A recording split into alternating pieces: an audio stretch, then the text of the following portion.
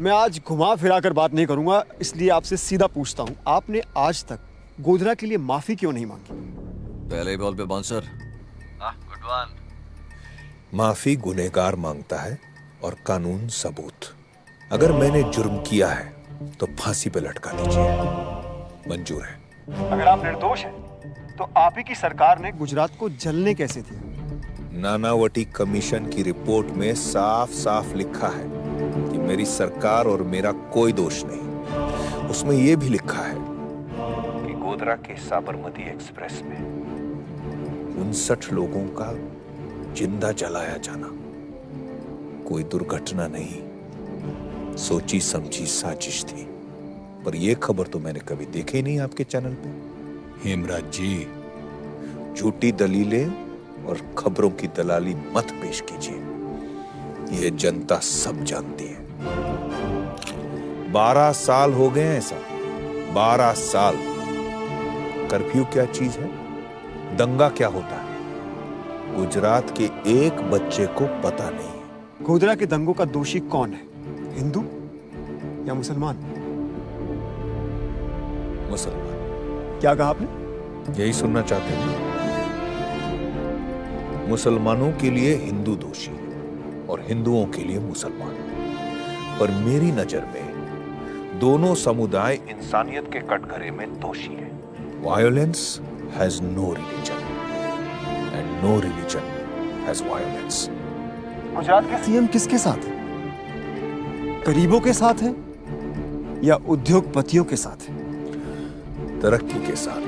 अब देखिए, पूरे विश्व ने हमारे गुजरात डेवलपमेंट मॉडल को सराहा है। लेकिन कांग्रेस का मानना है कि ये आपका गुजरात डेवलपमेंट मॉडल फेक है, ये आपकी मार्केटिंग की एक सिर्फ जादूगरी है और कुछ नहीं। भैया, हम तो सिर्फ मेहनत करते हैं, जादू तो केंद्रीय सरकार करती है। ब्लैक मैजिक, सब गायब, देश की तिजोरी गायब, नौजवान के रोजगार गायब, कोयला गायब, बिजली गायब, यहां तक कि प्रधानमंत्री जी की आवाज भी गायब।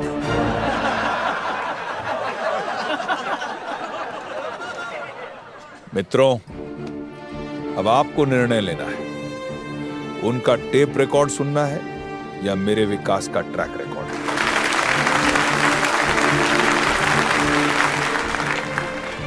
ये वर्क नहीं हो रहा है, लाइन चेंज करो। अब हम करते हैं पूरे देश की बात। मेरा अगला सवाल आपसे ये है। आपका सवाल या उनका सवाल? मतलब? कमाल की रिमोट कंट्रोल टेक्नोलॉजी है भैया, मुंह आपका, सवाल किसी और के।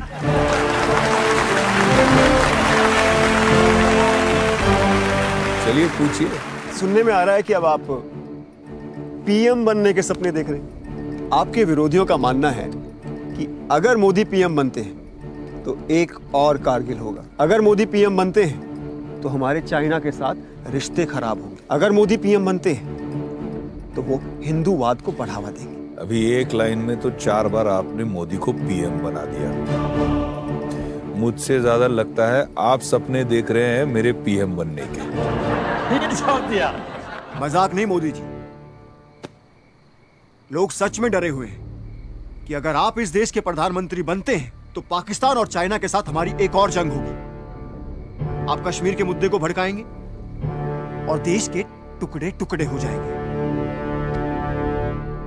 पाकिस्तान को जन्म किस पार्टी ने दिया था? 1947 में अखंड भारत के टुकड़े टुकड़े किस पार्टी ने दिया?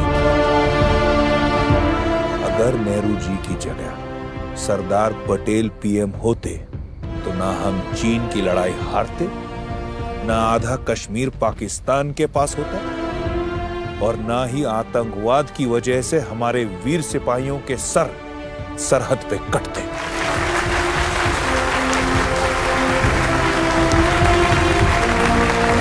लेकिन मोदी जी, हमारा हिंदुस्तान एक सेक्युलर देश है और लोगों को डर है कि आप इसी हिंदुस्तान को हिंदू राष्ट्र बना देंगे। आप समझते हैं हिंदुस्तान का मतलब? क्योंकि हिंदुइज्म सिर्फ एक धर्म नहीं, एक सोच है।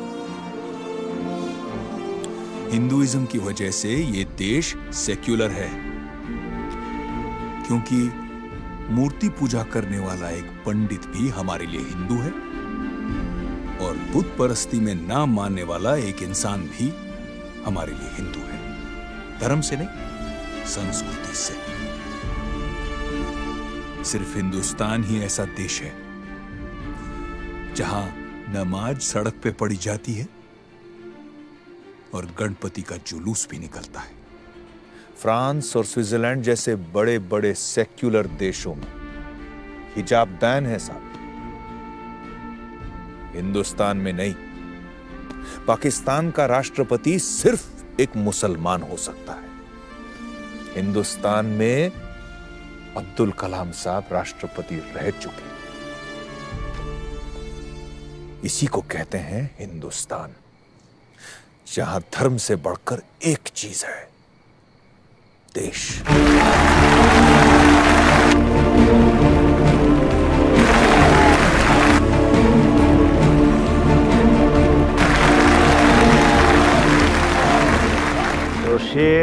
ये सब छोड़िए मोदी जी, ये बताइए कि जब तक आपके ऊपर गोधरा कांड में चल रहे एसआईटी कोर्ट की क्लीन चिट नहीं मिल जाती, आप प्रधानमंत्री कैसे बन पाएंगे? ये आपके ऊपर बहुत गंभीर आरोप हैं। जनता तो छोड़िए, आपकी खुद की पार्टी आपको कैसे स्वीकार करेगी?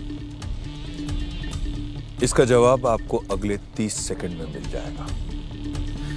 वो क्या कहते हैं आपकी भाषा में, ब्रेकिंग न्यूज है, आपके लिए और उनके लिए भी। मोदी जी, जय हिंद। अभी कुछ सवाल बाकी है।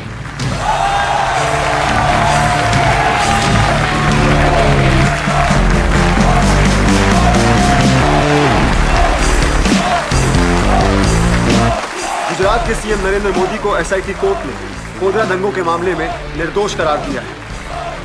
अब उनके लिए अपनी ही पार्टी के पीएम कैंडिडेट बनने का रास्ता बिल्कुल साफ हो गया है।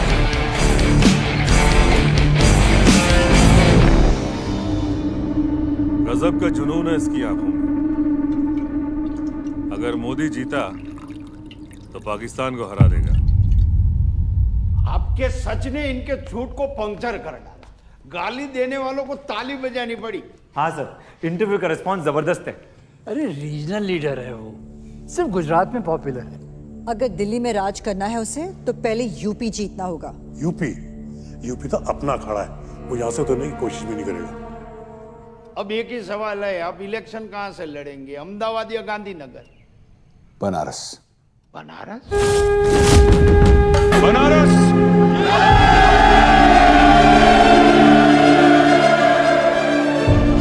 जहां पूरी दुनिया मुक्ति के लिए आती है, अब यहीं से भारत भी मुक्त होगा। अजी पिछले 10 सालों में इस सरकार ने इतने पाप किए हैं कि मां गंगा भी नहीं धो सकती।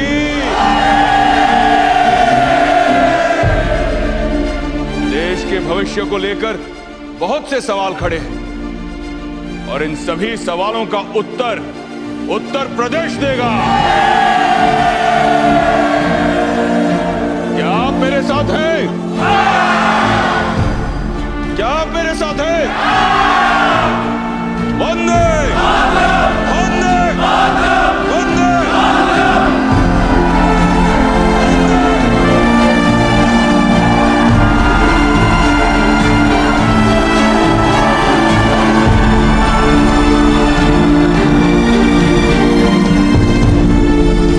देखिए देखिए भैया, मंदिर, मुक्ति और गंगा, बस यही बातें करता है मोदी। पूछो उससे, उसने मुसलमानों की टोपी क्यों नहीं पहनी? अजी मैं टोपी पहनकर दुनिया को टोपी नहीं पहनाता। 60 सालों से ये माइनॉरिटी और वोट बैंक की जुगलबंदी बजा रहा है। आपके इस वोट बैंक का अकाउंट ही बंद कर दूंगा। एक अनपढ़ गंवार चाय वाला हिंदुस्तान का पीएम नहीं बन सकता। इंडिया का पीएम अगर विदेश जाएगा तो क्या बोलेगा? उसे तो अंग्रेजी भी नहीं आती। इस चाय वाले को अच्छी तरह पता है ABCD का मतलब। आदर्श, बोफोर्स, कोल, दामाद जी। ABCD, आपके कारनामे तो Z तक गिना सकता हूं साहब। अंग्रेजी सीखना कोई बड़ी बात नहीं, हम तो अंग्रेजों को हिंदी सिखा देंगे। भूलो मत, उसने गुजरात में क्या किया था। मौत का सौदागर है वो। उसे जीतने दिया तो पूरे इंडिया को गुजरात जैसे बना देगा। अरे गुजरात बनाने के लिए 56 इंच की छाती चाहिए, पक्की सड़कें बनाने के लिए पक्की नीयत चाहिए, 24 घंटे बिजली लाने के लिए दिमाग में रोशनी चाहिए। हाँ, मैं सौदागर हूं, लेकिन मौत का नहीं, विकास का। आप किसका सौदा करते हैं जी? है कोई जवाब? मेरी आखिरी रैली पटना के गांधी मैदान में होगी और ये जंग दिल्ली में ही जाके खत्म होगी। सही कह रहा है। गांधी मैदान की रैली इसकी आखिरी रैली होगी। इस बार हम जिहादी नहीं, फौजी भेजेंगे। लड़के हमारे और लिबास आपके। कब पहुंच रहे हैं आपके अफसर? पहुंच चुके हैं दिल्ली। कोई मोदी की लहर वहर नहीं है। बट मैम, सारे सर्वे यही दिखा रहे हैं और हमारी इंटरनल रिपोर्ट भी यही कह रही है कि वो हमसे बहुत आगे निकल गए हैं। He is winning ma'am. एक बुरी खबर है मैम। अब क्या? इंटेलिजेंस ब्यूरो के रिपोर्ट्स के हिसाब से हिंदुस्तान में कुछ टेररिस्ट घुस आए हैं जो मोदी को मारना चाहते हैं। ये तो बहुत बुरी खबर है। जी, ये कोई मीडिया की अफवाह या पॉलिटिकल चाल नहीं है नरेंद्र भाई, ये इंटेलिजेंस की कंफर्म रिपोर्ट है। सर, आतंकवादी पटना पहुंच चुके हैं, खास आपको टारगेट करने के लिए गांधी मैदान पर। ये रैली आपको कैंसिल करनी ही पड़ेगी ना? नहीं,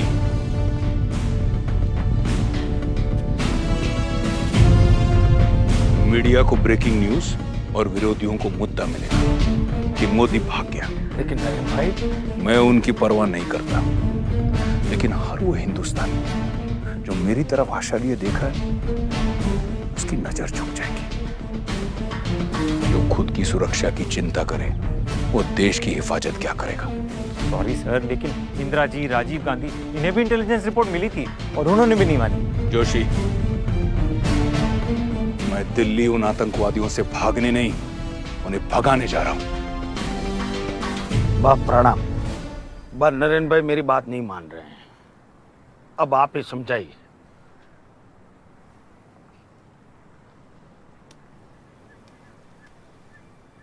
प्रणाम बा, मैं बहुत आगे आ चुका हूं, अब पीछे हटने को मत कहना।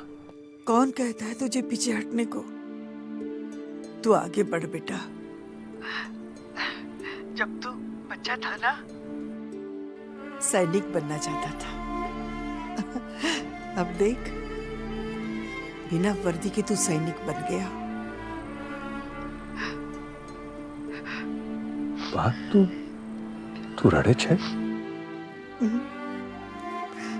एक सैनिक की माँ की आंखों में आंसू नहीं, गर्व होता है बेटा।